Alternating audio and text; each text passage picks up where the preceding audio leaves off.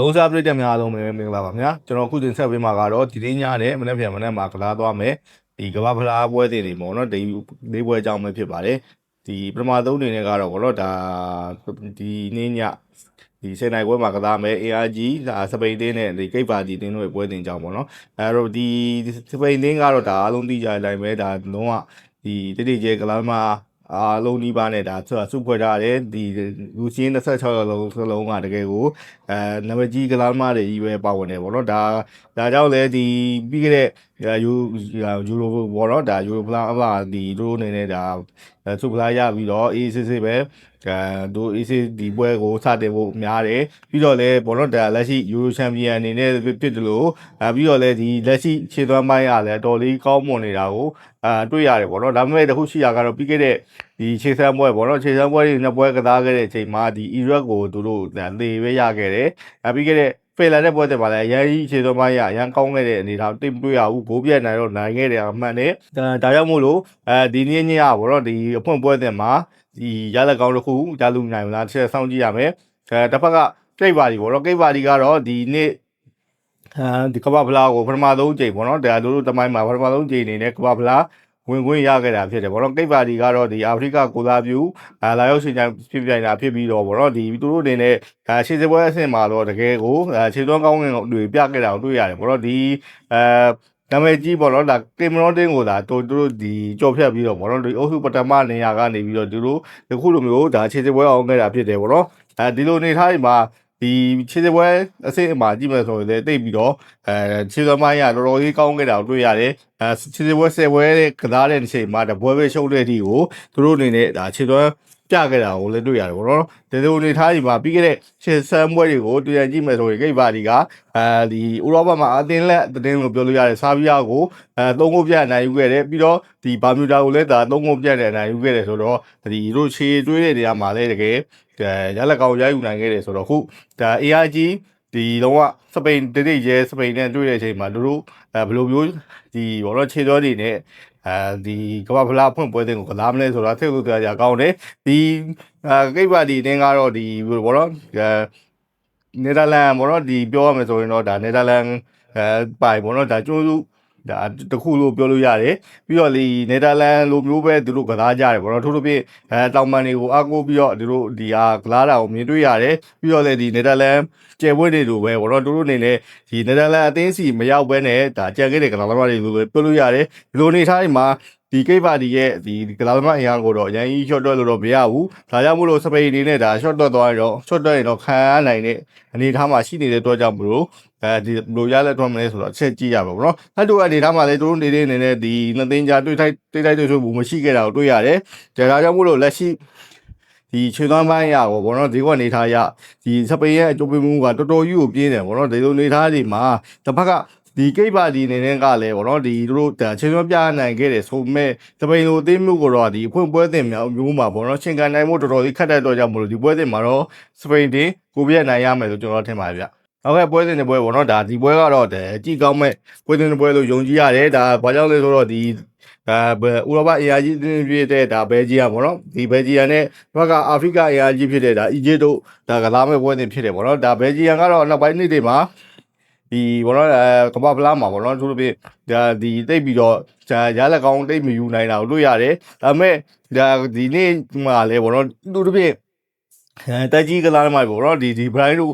့လူကာကူးတို့ဒါကော်တိုရစ်ဆိုဒီကစားသမားကြီးပါဝင်နေတဲ့အတွက်ကြောင့်မို့လို့ဒီပြိတ္တတွေပန်းနေတဲ့မှာတော့တိတ်မပါဘူးဒါပေမဲ့ဒီတို့အနေနဲ့ဒီလိုမျိုးသင်ကြီးတွေကိုချိုးဖြတ်ပြီးတော့အကောင်ဆုံးရှေ့ဆက်နိုင်မလားဆက်ကြည့်ရမယ်ပေါ့နော်ဒီတစ်ပတ်ကပေါ့နော်ဒီဆာလက်ဦးဆောင်တဲ့အီဂျစ်ပေါ့နော်အီဂျစ်ကလည်းဒီပြီးခဲ့တဲ့2020ကမ္ဘာဖလားလုံးကလွဲခဲ့တယ်ဗောနော်ဒီလွဲချော်ခဲ့တယ်ဒီလိုနေထားနေမှာအခုကမ္ဘာဖလားကိုပြန်ရောက်လာပြီဆိုတော့တို့အနေနဲ့လည်းဒီအခုလိုပြန်ရောက်ရတဲ့အချိန်မှာအနည်းဆုံးတော့နောက်တစ်နှစ်တက်ရေးတော့အထူးကြိုးစားမယ်လို့ယုံကြည်ရတယ်ဗောနော်ဒီလိုနေထားနေမှာဘယ်ဂျီယန်နေနဲ့ဒီသူ့ရဲ့ရင်းနှီးတွေတုန်းကအတိုင်းပဲဒီဘောတော့ဒီခြေသားရှိတဲ့အသေးဆိုတာပြပြီးတော့နောက်စနစ်တက်အောင်တိုးသားမလားတစ်ဖက်ကအီဂျစ်ကပဲအဖွင့်ပွဲတင်မှာဘောတော့ရလက်ကောင်းတစ်ခုကိုရယူသွားမလားဆိုတော့ထဲဆောင်ကြည့်ရမယ်ဟတ်တူအနေထားမှာကြည့်မယ်ဆိုရင်လည်းဘောတော့ဘယ်ဂျီယန်ကတ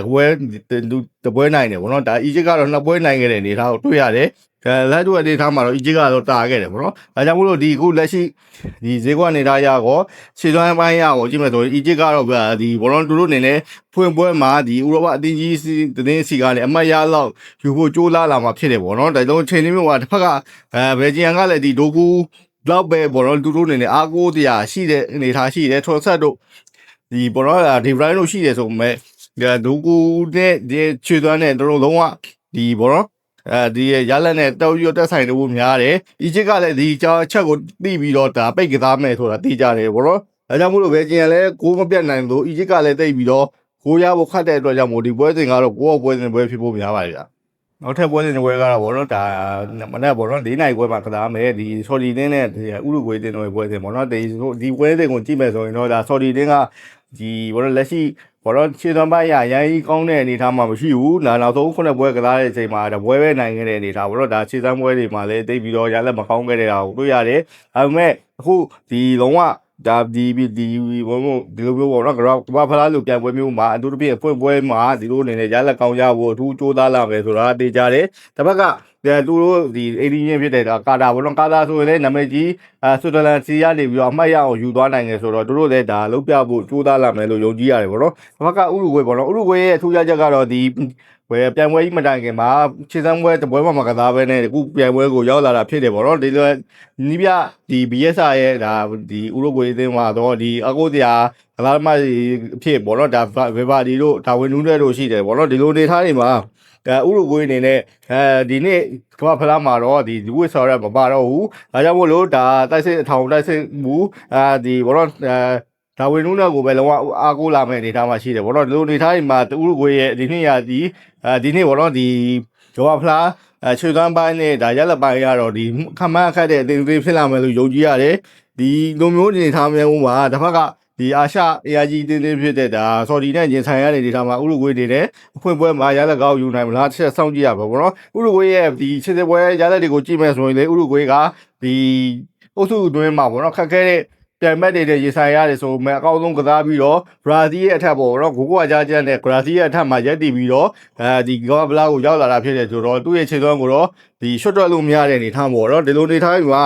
လက်ရှိသူတို့နှစ်သိန်းရဲ့ဖက်လူအနေထားကိုကြည့်မယ်ဆိုရင်သုံးပွဲကစားဖို့တဲ့အနေထားမှာလုံးဝဒီဖဲဖြစ်တဲ့ရလက်တစ်ခုကိုပြင်တွေ့ရတယ်ပေါ့နော်တို့အနေနဲ့ဒါဥရုဂွေရဲ့တပွဲနိုင်တယ်ဆော်ဒီရဲ့တပွဲနိုင်ပြီးတော့တီရီတပွဲကြခဲ့တာကိုတွေ့ရတယ်ပေါ့နော်ဒီလက်ရှိ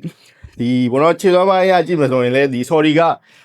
လုံးဝသိကြတယ်ဘောနော်တို့အနေနဲ့ဥရုဂွေကိုမရှိုးအောင်ပိတ်ကစားဖို့များတယ်လို့ပဲတစ်ဖက်ကဒါဥရုဂွေအနေနဲ့လည်းဘောနော်ဒါဝင်ယူနဲ့ရောက်တဲ့ကိုပဲအားကိုးပြီးတော့ဗေဘာဒီရဲ့အားနဲ့တို့ရှင်ပြိုင်လာမယ့်အနေထားမှာဂိုးတွေအများကြီးသိမရပွဲမရှိလို့ဒီပွဲလဲဂိုးအောက်သွားဖို့များပါတယ်ဗျဟုတ်ကဲ့ပါဒါနောက်ဆုံးပွဲစဉ်တစ်ပွဲအနေနဲ့တော့ဒီ9နိုင်ပွဲမှာကစားမယ်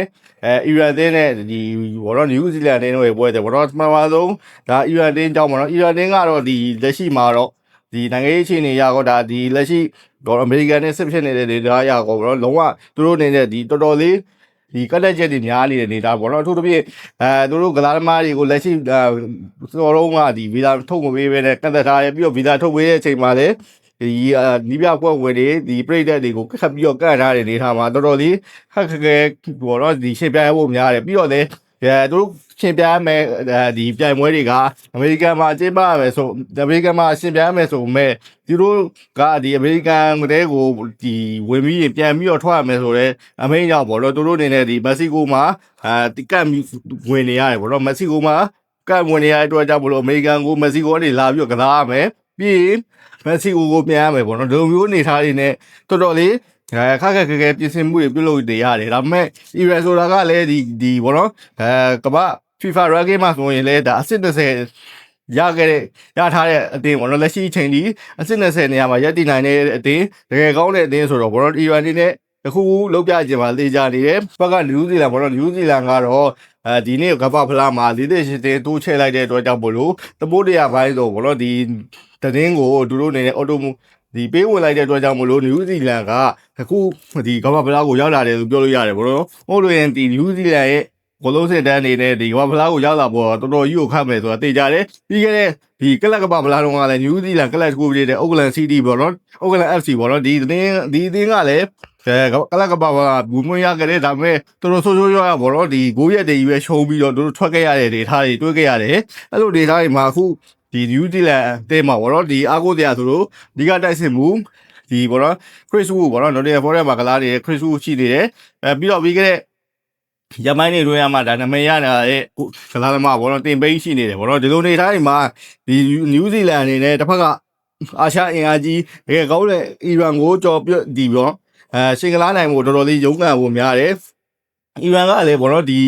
ရှစ်စပွဲအဆင့်မှာကြည့်ပဲဆိုရင်တပွဲပဲရှုံးခဲ့တဲ့ဒီရွှေသွမ်းပြပြီးတော့အုပ်စုပထမနေရာတွေအခုလိုမျိုးအဆင့်ကိုရောက်ခဲ့တဲ့အသေးသေးဖြစ်တာကြောင့်မလို့လုံးဝဒီပွဲစဉ်ကိုဒါနိုင်ရဖို့အခက်အခဲမယ်ဆိုတာသိကြတယ်ဒါကြောင့်ပေါ့နော်လက်ရှိဈေးကွက်အနေထားရအောင်ခြေသွမ်းပိုင်းရအောင်ပေါ့နော်လက်ရှိ FIFA ranking အရအောင်ပေါ့နော်လက်ရှိခြေသွမ်းရဒါအီရန်ကဖက်ဖက်ကအသာရနေတော့ကြောင့်မလို့အီရန်တို့အနည်းဆုံးတကူပြည့်နဲ့အနိုင်ရဖို့များပါတယ်ဗျဟုတ်ကဲ့ပါကျွန်တော်တင်ဆက်သွားတာကတော့ဒီနေ့ညနေမနေ့ပြန်မနေ့မှာကစားမယ်ဒီကမ္ဘာဖလားပွဲစဉ်၄ပွဲအကြောင်းပဲဖြစ်ပါတယ်နောက်ပွဲစဉ်တွေမှာလည်းကျွန်တော်တို့ဆက်လက်တင်ဆက်ပေးမှဖြစ်လို့ဘလုံးစားပြည့်ချက်တွေဆောက်ရွက်ကြည့်ကြဖို့ဖိတ်ခေါ်လိုက်ပါတယ်ကြည့်ရှုအားပေးကြတဲ့ပြည်သက်တွေကိုကျေးဇူးတင်ရှိပါတယ်ခင်ဗျာ